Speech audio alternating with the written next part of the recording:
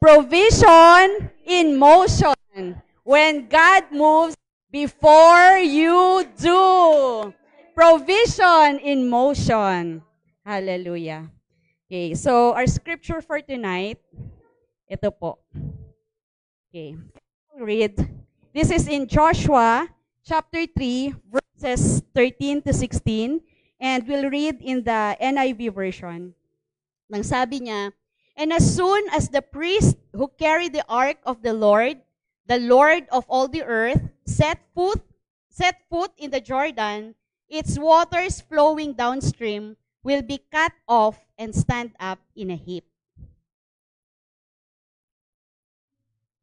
Verse 14, so when the people broke camp to cross the Jordan, the priest carrying the ark of the covenant went ahead of them. Verse 15, now the Jordan is at flood stage all during harvest. Yet, as soon as the priest who carried the ark reached the Jordan, and their feet touched the water's edge, the water from upstream stopped flowing. It piled up in a heap a great distance away at a town called Adam in the vicinity of Zaretan, while the water flowing down to the sea of the Araba, that is the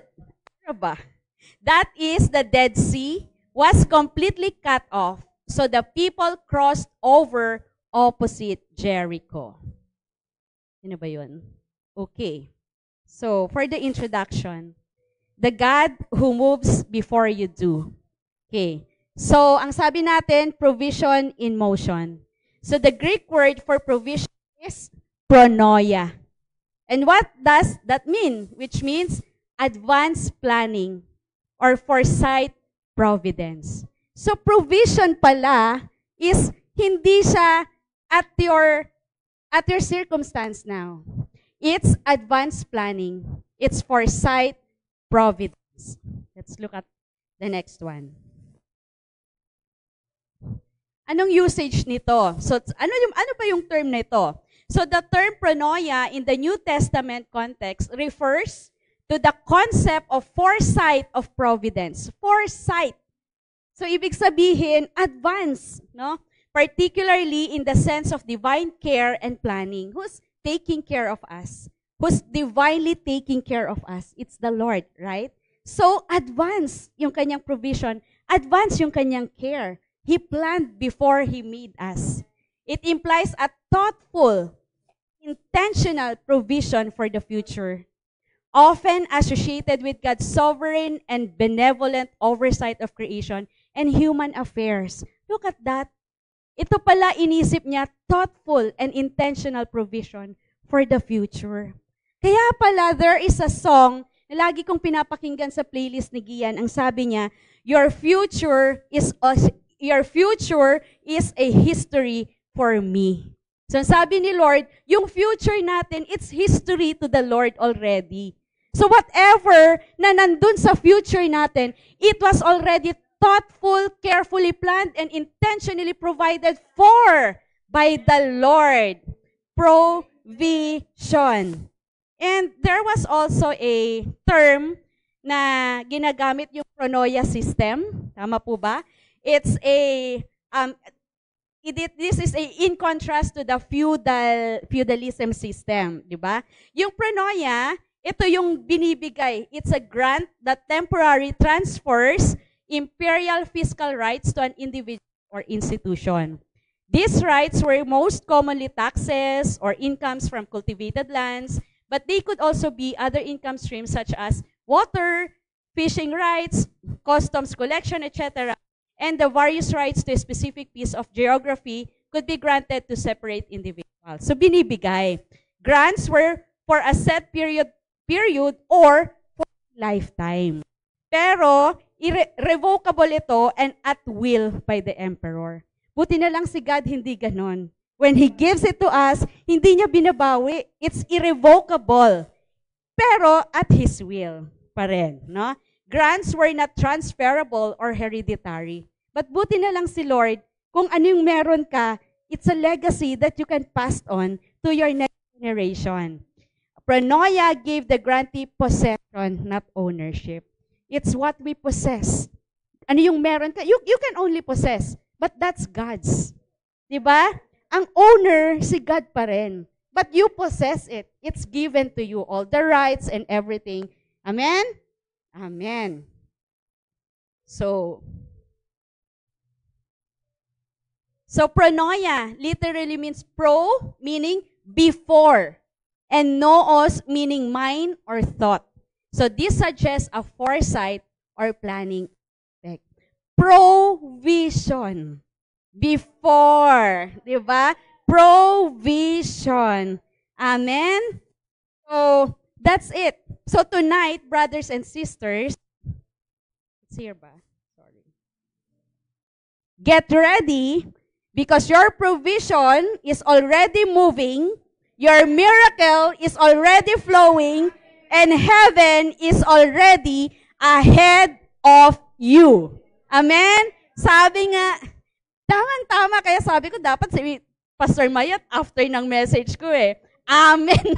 But si Lord, He will reveal more. He will reveal more to us. Diba? Sabi nga dun sa kanta, your future is already my history.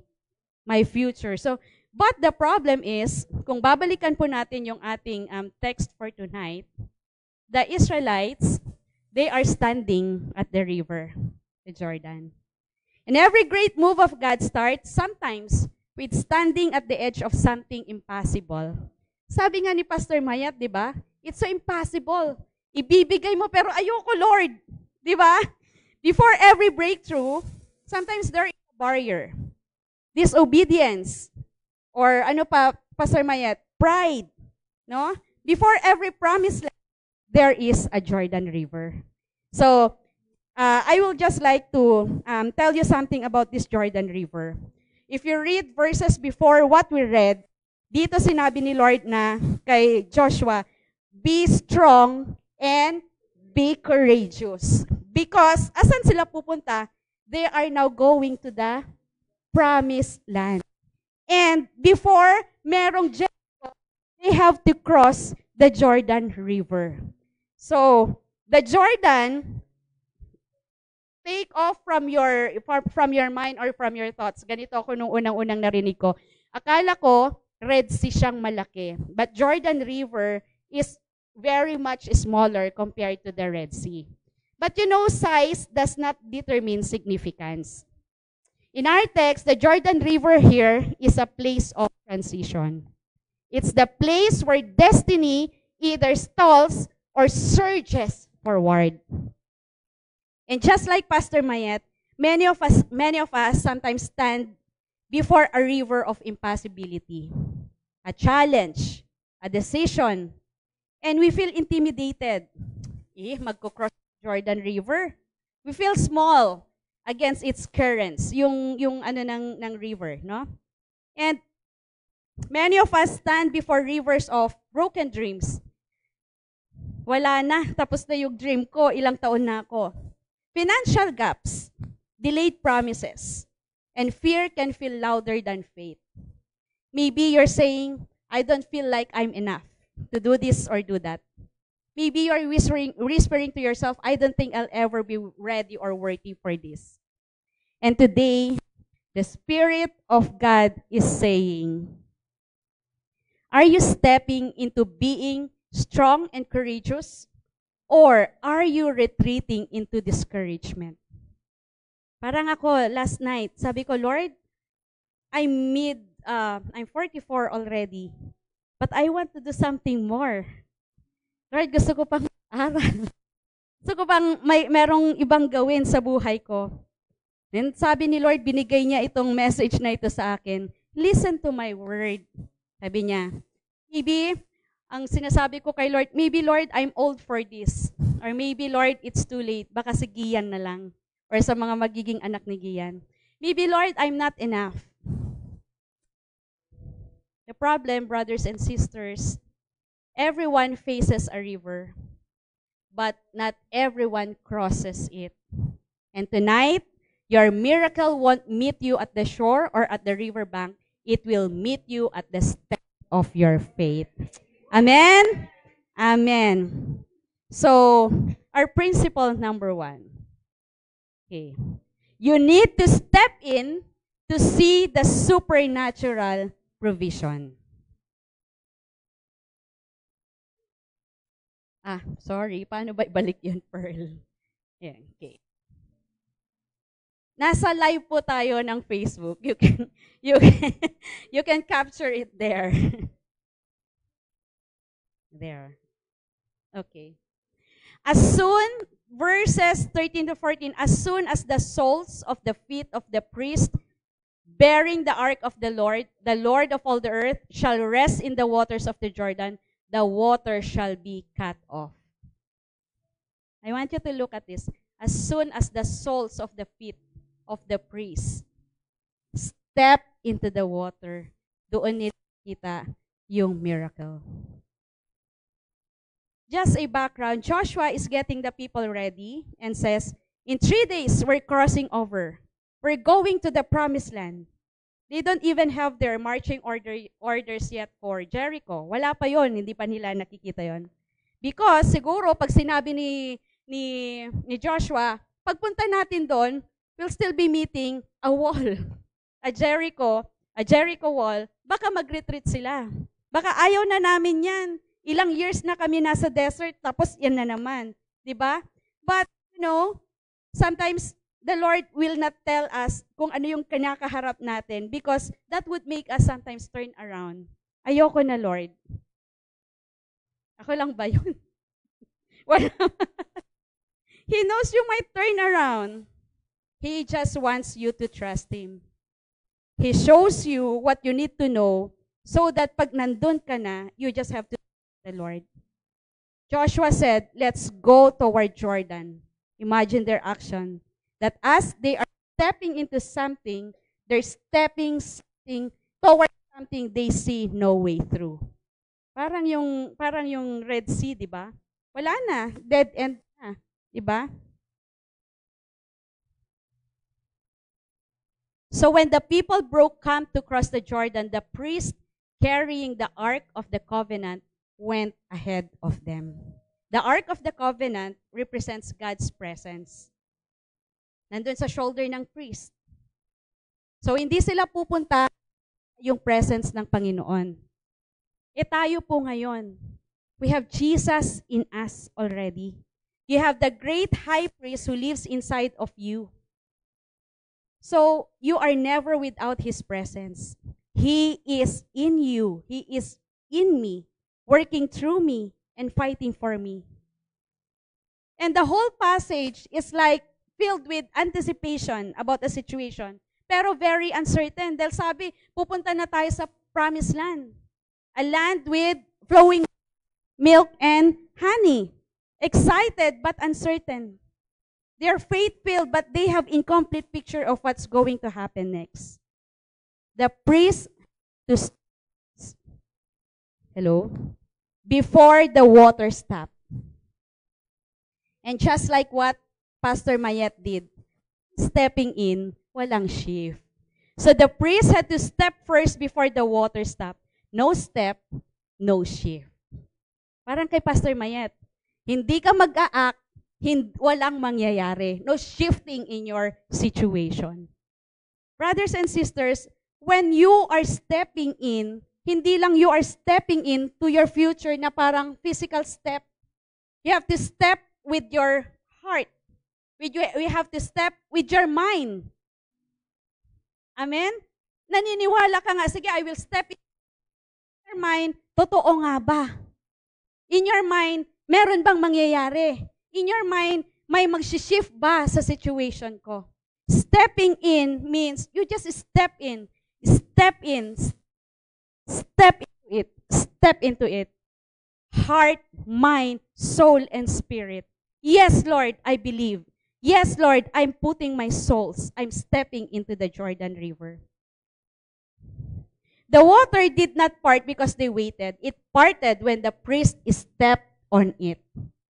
And heaven's response with movement, not with our hesitation. That's faith. Don't wait for the feeling na maging okay. Even if you don't see it, do the thing that you would do because you believe it. Sayang naman yung pagpunta natin Mondays after Mondays dito. Sayang naman yung inaaral natin sa OSG, no? Every week or whatever yung schedule ninyo. He will always, the Lord, every time you step into it, you're saying, Lord, I am obeying. Lord, I am saying yes. And every time you do that, He will always support your step towards His grace, towards His mercy, towards His kindness, towards His calling in your life. So don't worry, pag sinabi kang tayo ka dyan at mag-testify ka, go, that's for the Lord. And He will support you. Dati, ayaw kong tumayo dito pag nandito si Pastor Mina. 15 years ago. Pag nandyan si Pastor Min, sobrang kinakabahan ako. No?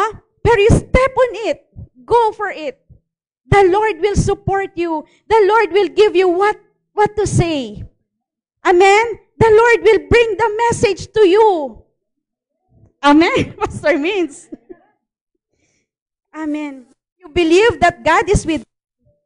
And if you believe that God says something in your future, anong sabi niya, ang future mo, Jeremiah 29:11. What would you do? Step into it. There is always a choice to make. The strong and courageous you that God calls. The one who doesn't have to figure out to move forward in faith. So if you feel stuck and paralyzed and discouraged, you have to learn to do the thing that you would do. Because God will always support you. We are talking about the Jordan River. Body of water pa rin siya. Kung babalikan po natin yung text natin, sabi niya, it's a harvest time eh. Pag harvest time, talagang lumalaki yung water dun. And it's hard to cross. Pero in our text, really directed the Israelites to be there. God is doing something. They are about to cross the waters. The Lord is doing it very differently from yung kanilang experience sa Red Sea. And sometimes we have to ask ourselves, Lord, talaga bang ito yon? Talaga bang pinapa-move mo ko? Dati pinart mo yung Red Sea, wala kaming step-step. But ngayon, meron kang as when the priest step into it. Diba? And yung generations na nangyayari sa buhay mo, sabi nga, you are being transformed from glory to glory. Even if you are blessed, you will still be more blessed than before. From glory to glory. Glory to glory to greater glory. Then the Lord said to them, when the priest's feet touched the waters, so verse 15, yet as soon as the priest to carry the ark or presence of God reached the Jordan, the water from the upstream stopped flowing. It was in walking toward it that they demonstrated their faith for it. Amen? So let's declare. Can you say it? I step in faith and my miracle steps towards me. Amen. Amen. So our next, sorry, Pastor. Okay. Pwede bang sabihin ninyo with gusto? I step in faith and my miracle steps towards me. Amen. Okay. Miracle steps. Amen. Okay. Number 2, you need to flow into it to see the supernatural provision. So as I said, the Ark of the Covenant went first into the Jordan River. The Ark represents presence, guidance, and promise. Where the Ark led, the people followed. Where God's presence goes, provision followed.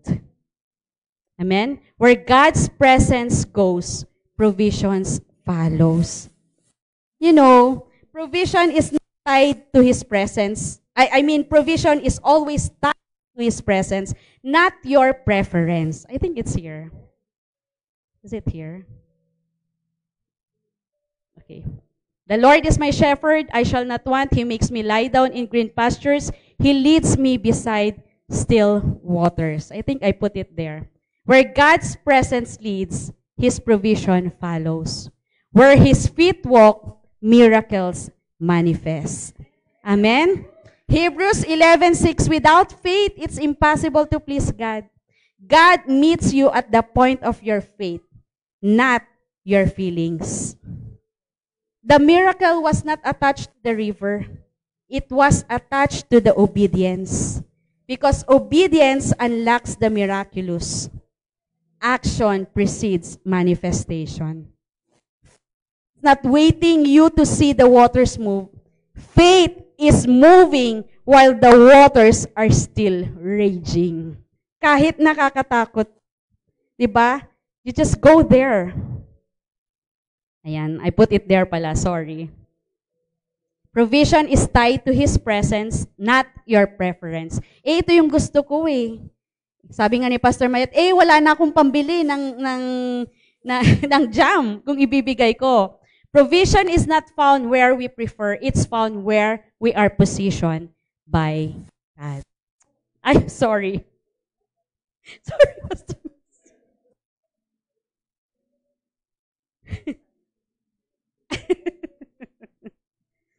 Okay? Lista-lista lang tayo. Pag binabalikan nyo yan, no, I have to step into it. Nakakatakot, but I have to do it. There. Okay. Where God leads, let's declare this. Where God leads, His provision overflows. You know, when God provides, He always adds His super to our natural. The super to the natural. Yan. We know the story about Elijah, right? And you know, yung si Elijah, tumatakbo siya kay Jezebel, right? From Jezebel. And then, saan siya dinala ni Lord? Sa brook. At nandun siya. At dun sa brook, pinakain siya ni Lord. And just like Elijah's time and the Jordan River, they were natural. No? But God put His super to the natural. Amen? Sinong nagpakain? Ang ravens. Ravens are natural. Ravens, they say, doesn't even feed their own children. Yeah. And ravens are scavengers. Ravens don't bring food. They eat food. No? They steal food from other people. And sabi nila, ravens are known to even, yung they pluck, tatanggalin nila yung mata ng dead person para makain lang nila. No? Ravens also in Noah, they are sent out but they did not return, right? So they are totally unreliable and totally irresponsible. So there's a supernatural part where God takes ravens and makes them into His provision method for Elijah. Supernatural. He adds the super to the natural. I want you to notice this. Where the ravens appear at the brook, what that means, God will always meet you at the point of your natural. God adds ravens to the brook. God will not have to stop the water at the Jordan River until your toes touch the edge of the river. God wants to partner with you. He didn't create you as His image carriers for you to constantly just do nothing. God wants you to take a step of faith. And God, as you are moving, will direct your ways. He's adding super to your natural. Parang park car, no? God cannot do anything there pag nakapark yung car. You have to start it para meron kang mapuntahan. Amen? God always put His super to your natural. Believe more. Have faith more. No? Give pa more, sabi ni Pastor Means. No? Wag mo nang tanungin si Lord. And the super that has been added to the natural, hindi mo ma-explain yan. Diba, Pastor Mayet? shopkeeper cannot explain ano yung nangyari kay Pastor Mayet, no? When God moves, when God provides, merong always miracle na nangyayari because that's who He is. That's our Lord. 'Di ba? Yun yung supernatural. Imagine, maglalakad lang si Lord, hinawakan lang yung hem ng kanyang may lumabas na power. 'Di ba? Yung saliva ni Lord. Try nyo, saliva nyo may power. Saliva ni Lord. Nakakapagbigay ng eyesight. Amen. Give room for the Lord to do His super to our natural. He naturally does supernatural things. When God moves, there's always a miracle. When God moves, there's always a wonder. And He cannot move without miracles. Yun siya. Yun yung characteristics niya as a person. Remember, the disciples fished all night. Wala silang nahuli. But, noong yung presence ni Lord ay nasa kanila, hindi ko alam kung anong nangyari, but what I know is that muntik nang mapunit ang kanilang net. Amen? Our God is a miracle maker God. Our God is a way maker God. He is big, mightier than what we can think or imagine. Amen? Okay. The promise. At marami akong testimony dito sa promise. No? Trust yung supernatural provision ni God. It will not fit in your preference. He may use doves, ravens, or whatever. He may use prostitutes to guide the spies in the promised land. God used the daughter of the Pharaoh to raise a Moses. And your miracle is already in motion. Amen. Okay. I would like to talk about upstream. Okay. So the Bible says that when their feet touched the water's edge, the water stood up. Yun ang sabi sa Bible, di ba? Okay. So, let us picture this. Zaretan is 20 miles from where they crossed the Jordan River. So, yung Zaretan, ito yung upstream. Nandun kumbaga, nandun yung Adam na dinidescribe dun sa text natin kanina. And it is about 3 hours away. Okay. Ito na tayo. The priests didn't realize that when their feet touched the edge, the river had already stopped 20 miles upstream. And you know that? That's about 3 hours away. Wow. Can I hear something? Ayaw nyo? Okay. Wow. Okay, upstream. So, dun sa upstream, dun ka pwedeng gumawa ng dam para makontrol mo yung water downstream. Tama ba, Pastor? Hydro. Okay, so when there are heavy rains upstreams in the hill country, that is from the Clear Creek resources, the water flows downstream and can flood towns and cause all sorts of problems. So, gagawa sila ng dams. So, dams like Canyon Dam are created to manipulate and regulate the source upstream so you get the river downstream that you want. If you want a river to be nice, predictable, and controlled, and a place where you can get sunburned and dehydrated on a tube, then you go upstream and build a dam to give that. We have a God there upstream who controls the dam so that we will not be flooded there downstream. So, the priest did not realize that when their feet touched the edge, the river had already stopped 20 miles upstream. Nag-stop na 3 hours before pa sila nagpunta doon. So hear this. The answer is already released. You're walking what God already finished. While it's true that they did not see it until they step into it, pero si God, nagtatrabaho na 3 hours before. Amen? 20 miles away.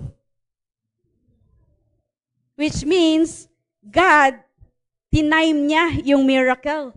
No? 3 hours, darating ang aking mga priest, and they will step into it. Stop the water. Amen? Wala bang nakakarinig nun? Amen. God is not walking with you. He is before you. And that should not be shockable. He is sovereign. God got there 3 hours earlier for the priest. He said, hey, waters, get up now. Because 3 hours from now, darating ang aking mga priests. As a matter of fact, no? The Bible says, in the beginning, God made heaven and earth. And He can command. Kaya nga si Pastor Esther, di ba? Tigil ka ulan. Brothers and sisters, what God has started in this moment of your life didn't start in this moment of your life. God has 2 miles ahead of you. Hallelujah! I will give you a testimony. 8:15. Okay, when my husband, nung junior engineer pa lang siya, sinabihan siya ng kanilang fleet manager, no, Pastor? You call that fleet manager, no? Sabi niya, you have to look for a new company kasi meron kaming cadetship program dito. So, baka mahihirapan ka to rise from the ranks here. Hindi ka, parang wala kang pag-asa dito sa company na to. Siyempre, Pastor S, lilipat ba? O hindi? Sabi ni Pastor S, sabi ni Lord through Pastor S, hindi, magstay ka there. Ng fleet manager na, gusto mong sumampa, pero pasasampahin ka pa rin naming junior engineer. Walang position. So, sumampa siya. His miracle is 20 miles ahead of him. I'll tell you why. Yung kasama niyang chief engineer, taga Nueva Vizcaya, from where we are. So yun ang kanyang, so sumampa sila sa ship, hindi naman sila nagkita. So pumunta na si Oliver, pero yung chief engineer na yon na taga sa amin, it's already there, nasa ship niya. 3 hours, 20 miles, miracle. So anong nangyari? Because nakasama niya, siya mismo sabi niya, nakita niya yung work ni Oliver, yung work ethic, sabi niya, I will give you a recommendation. Pag uwi mo, ibigay ito, you will be 4th engineer. So pag uwi niya, 4th engineer agad siya.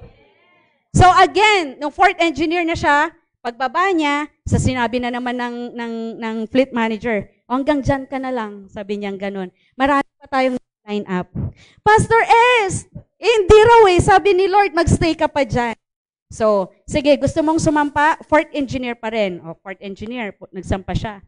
And then, doon sa kanilang, I think, sa dry dock nila yata yon, merong isang machine na ang tagal-tagal na nilang hinahanap yung sira nun. Parang masakit na sa ulo sa mga engineers doon, even yung may-ari ng barko, yung superintendent.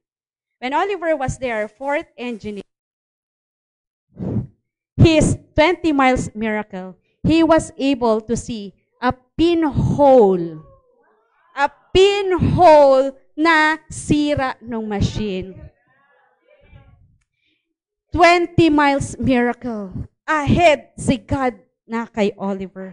And because of that, sabi ng superintendent, you don't need to go doon sa promotions, ano yun? Yung way doon sa Pilipinas. Ako na ang magre-recommend, you will be 3rd engineer. Mo ulit.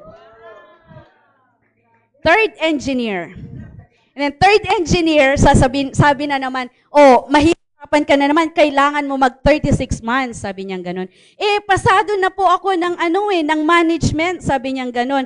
I'm eligible for 2nd engineer and even chief engineer, sabi niya. Pastor S, lilipat ba?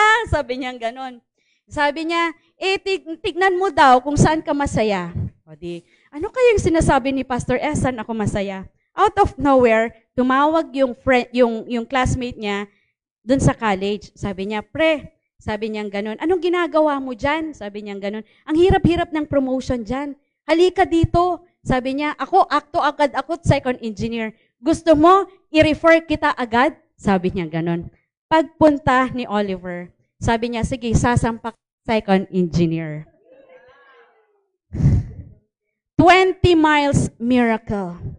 3 hours ahead. Sino bang makakaano na meron siyang kaklase doon? Amen? WK. Sabi. So, second engineer siya doon. No? And then, the rest is history. Now, she is engineer. Amen.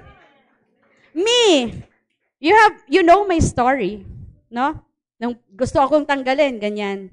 But without me knowing that dun sa office higher than me, higher than PIA, meron nang nilagay si Lord. Meron akong kasama sa Ayala Young Leaders na attorney, nandun na siya. So, nung interview yung mga pinagsusulat sa amin, nagkita kami, sabi niya, Miss Girlie, ikaw ba to? Sabi niya ganon. Kaya pala, sabi niya ganon. Itong pangalan kasi she knows guyong ako. And sabi niya, ako nang bahala, aayusin ko to. My 20-mile miracle. And the rest is history. Amen? So, do you want your 20 miles miracle? Now, let's declare. Is it here?